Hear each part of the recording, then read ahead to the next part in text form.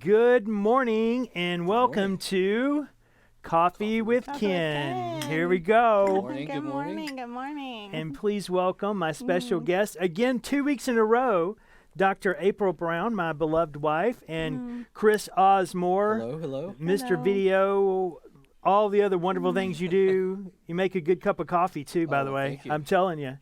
Yeah. Some time in that. That's good stuff. Thank you for having us back. Yeah. Thank you so Well, much. it's good because we have some interesting, topics to talk about today. We're kind of getting back on track with, Chris and I did an earlier segment and did some recordings on really the laws of success, and we're getting back to one of them for the beginning of a year is always focus. Yeah. What are you bringing into focus? So both of you are kind of important for today. You're kind of, you may have thought that you just wandered in here, but you're actually selected because I have some items I want to talk to you guys about. And as you think about focus, I think about the lens. So people, if this camera wasn't focused, they wouldn't be able to really recognize. They could kind of see figures, maybe even blobs, but depending on how out of focus you are, because the more out of focus you are, the less clear things are. So bringing things into focus.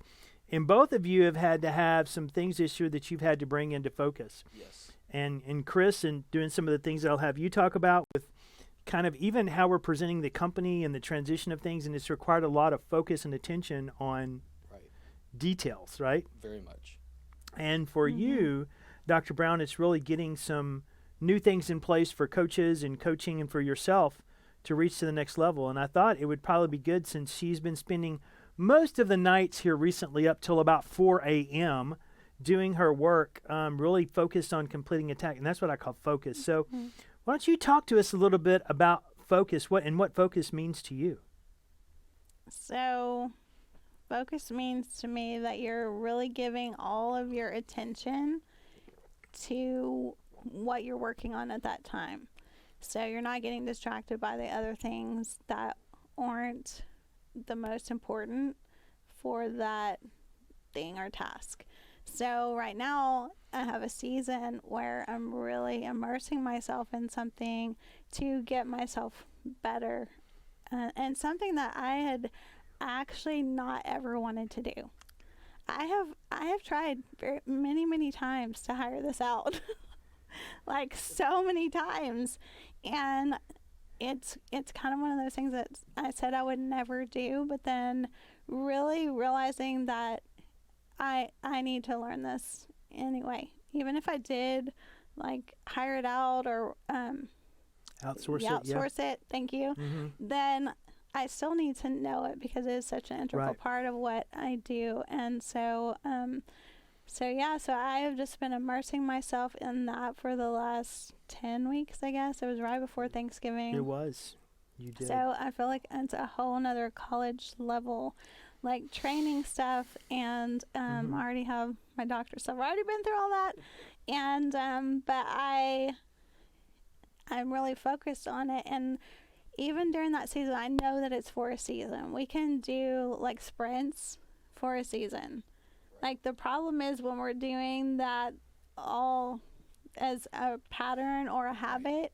So I'm like, I'm having to tell myself, this is not my habit. This is not my norm. This is a season. I've had to talk to y'all, my family, and say, this is a season that I'm going through right now. If y'all could pick up the slack to help me be able to focus on this, because I can't do it all. Like I just can't. So, and then I get stressed out and I get over capacity. And so I have been having to just say, this is just my season and this is my focus and giving it my attention for right now. And I'm almost at the end of it. So you are, which is going to be so very hard and diligently, like a celebration type deal. So with focus, you're talking about meaning that you're letting other things you're not doing and asking other people to help, and me and Chloe and others around the family, which is wonderful. But really what she's doing, she's putting boundaries in place to help her for this season. And sometimes you have to move those boundaries depending on what you're focused on and trying to do. And you need help and people helping you keep those boundaries in place. And I think that's a really good lesson that we've been learning as a family, as April has really immersed herself in it. And kind of several different things is, one is you went out and found somebody that really does it, a coach with a $51 million business. What? Right? And then being coached and then really that person showing you how to do some things that are counterintuitive that you just don't think about, and so that we can bring back and bring to this program, but you applying yourself and make sure that we understand how it works. So I'm really proud of you for what you're doing, but it's also knowing that times to get through that sprint is what you called it. You do have to have boundaries, and those boundaries are loving. It doesn't mean it's, April and I we're going through a lot of different things, but one of them is we've been going through a book called Boundaries. It's Boundaries for Marriage by Henry Cloud and Dr. Townsend. And we've read their books for years, but this book really catches you because there's a myth. In fact, we were just talking about this movie, the Jerry Maguire movie, and it says, you complete me. You don't want to marry somebody that completes you. You want to marry somebody that complements you, because two-ness leads to oneness. Not where one person needs the other person every day, every minute to survive. That's called codependency. We don't want that. We want someone complementing you and the skills that you bring. And opposites do attract because we don't complete each other. We complement each other, because completing means that she needs me to do something to help her accomplish her specific goal, which actually she needs me to get out of the way. What she needs me to do is compliment her and walk beside her as she does that, but not try to take over, which rubies can do. Those are people with aggressive attitudes sometimes, right? So assertive. It depends on the day. It depends on, again, the training that you have and learning to hone the skills to be assertive and not aggressive, to take over, but to be assertive and initiative, and all of the things that was actually attracted me to you was like your drive. So, that's an amazing thing, and a ruby. So well, thank you. Yeah, I like that. So those are terms, GEMS, for graduates. Obviously, you know what that is for first timers. GEMS is a study that we go through here, and it really helps us identify how a person is motivated, how they're created, and it's so important because different GEMS set different types of boundaries in different ways. Our friend over here that's a Sapphire, yes, he can get pulled in 100 different directions because his boundaries are more like a moving wall, like when you go to an amusement park and the walls move. That's kind of the shiny object. So with that, as being a person that loves fun, how do you stay focused, Chris? What is your technique that you use to stay focused? Yeah, so that is a incredible question. Thank you. So one of the things I do, for a while, I have just kind of, like you said, just kind of moved the boundaries, and then what I've learned is I have to be very, very intentional with not only time but focus. So what I typically do is in my video world, when I edit, I'll set very specific timers for myself. So I'll set like an alarm on my phone for like 10 minutes, and then we do like burst focus sessions, and it helps me a lot because I get to focus on that one thing. And then I get to execute on that one thing, and then I even keep like a task list where I can I write down everything that I need to do that day, set a timer for each of those things, and then I just check it off, and it's really great. I love checking things off like that. So wow, it makes me feel accomplished. But yeah, really just being intentional with that focus time. That way I'm maximizing every opportunity, to add value to our company and to add honor and value to you as well. So. Well, thank you. Because you do. I mean, really, and I've seen Chris do this, so there's times where he does it, and he'll go in the video room, and I'll open the door to go in there and ask a question, and I can see him just focused. He's got the lights out. He's just on the screen, and he is getting busy, man. Because remember, as looking at videos, that's a person who's got to look at hours worth of videos to know where to cut, where to change, how to fit it in, how to make sure all the clicking noises or funny faces that we shouldn't be making that we do, and he's got to correct all this stuff. There's a lot of work that goes behind the scenes. So thank you for that. But it really comes off because when you're a great job. Right, when you're paying that attention, it's attention to detail. Right. Because the small details are what makes something wonderful. That's true. Right. It's really what I've come to appreciate is the more attention you can pay to the small steps and details, it makes up the bigger components of not only the projects you work on, but as yourself, your life. Right? So we can get so scattered, and people will pull our time more than anything. Yeah. And I hate WOTs. You hear me talk about that in the office as WOTs. That's waste of time, right? Where we're pulled off on something that relates to nothing other than the task at hand. And knowing sometimes that you do have to put boundaries around those things, even certain people, because they're going to want conversations. It doesn't mean that you don't want to talk to them. It just can't be during that focused time. No. And I have to respect that boundary of Chris, because I know he's doing something that's important for the larger part of the organization. Even though I need my question answered, I'll wait till his little timer comes on. And sure enough, when that timer goes off, he's out, coming to get a cup of coffee or come to socialize for a minute, you know. Yeah. But it's good when you know what your limits are. Right. And that's the one thing I want to challenge you for. In fact, why don't you share with me a few ways? Just send them in. Just make comments below, actually. Yeah. I've got to remember that you're not sending into Polev.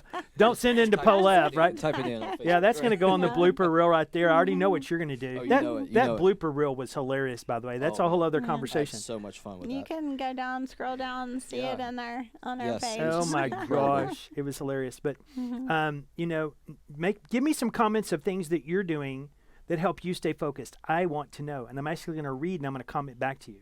So please do that, because I like to see what you do and how you think to get yourself focused, and also give me some things that are holding you back from the focus that you need to be doing. Because we just shared some of those, right? So if I don't have the right boundaries, or I'm procrastinating on something that I'm not wanting to do, I've had to really make sure that I've removed the distractions that hold me back. Because I can easily be distracted by literally anything. Let's go get a cup of coffee. Okay, let's go. I'm all up for that, right? But instead of knowing that I need to finish this, and a lot of those are the mundane tasks of the business, but they're very important. Right. Make sure things are scheduled correctly, and right. I've been distracted a little bit lately because of Scrabble. We played that Scrabble game, and then I got an app for Scrabble, so I'm having to take it off my phone because I was getting a little bit distracted from that. But you had to delete it, right? You deleted it, though. Yeah, So I'm practicing though for our next game. Here we go. I'm excited. Yeah, so on family night, Chris came over and played Scrabble with the boys in April, and they were just going at it. So it's like all of their Ruby, the competitive part of their personality popped out. So It was fun. yeah, it was good. It was really good. But I do want to remind you guys. So when you think about boundaries, we've got an event coming up with Mark Gunger, and really helping realize the boundaries that God put on us as a man and a woman, and how a man thinks in general terms, how a man operates versus how a woman operates, how a woman's mind works, how a man's mind works, and then looking at even types of personalities. And Mark uses flags that we will be tie directly into gems. I mean, 1 for 1. He has 4 flags. We have 4 gems. So it's going to be so fun to do that. But what I look at that is he helps put boundaries around your thoughts of what your husband should or your wife should or should not be doing, and start alleviating expectations of what you think they should be doing the way differently than what God had created them, how God created them. Because literally there's certain things that we have blind spots in that you compliment me on to help me aware of, right, that I just wouldn't pay attention to. And likewise, because when I get going with something, in some ways, God did it because I can't be distracted. When Noah was building the ark, he couldn't be distracted by all the noise going on around him of people telling him not to do it. Otherwise, there would be no people on earth. We'd all be gone. So thankfully, he had boundaries and pushed through them where everybody was telling him, stop building. Stop building. You're an idiot. It hadn't even rained yet on earth. That was the first conspiracy theory. Oh, yeah, that's the first one. So it's just all kinds of crazy things that happen. But just a reminder of, we're going to continue to push into you and giving you tools and ideas, and even reading through these comments from one another, how you encourage each other as a community is absolutely amazing. It's really great. And both Jackie and Carmen, that last teaching that Jackie just did, oh my goodness, fabuloso. And that is success tips, and those happen on Wednesday night. Why? Because we're continuing to give you tools to keep pushing forward to do in between first steps to make sure that we're pouring into you. Is that every 2 weeks? Yes. Every other week Yeah. on Wednesday nights at 7 p.m. So I got it down, didn't I, Chris? Yeah. Look at that. You So did I've been great. paying Yeah. attention. But I want to thank you for joining us and just letting us come into your place of work, into your living room, wherever you're at, and have thank a you. most blessed day. Yes. Bye. See ya.